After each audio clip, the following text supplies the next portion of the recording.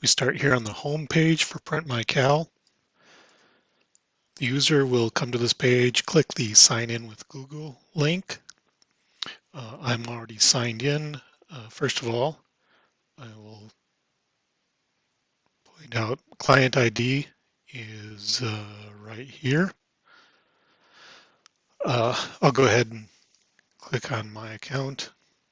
I know the app isn't verified, so continue on. The two scopes that are being added are the view your calendars and then also view events on calendars. So calendars read only and calendar events read only. I'll allow that access. In the site, on the site, there is the first step is just layout. There are no the calendar scopes are not used here.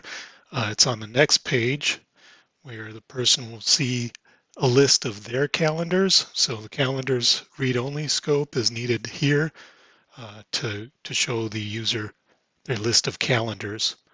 Once they pick a calendar, they can go to the next step and actually format or print a formatted version of their calendar. So this needs the calendar's events read-only scope to get the user's calendar events and put them on the page.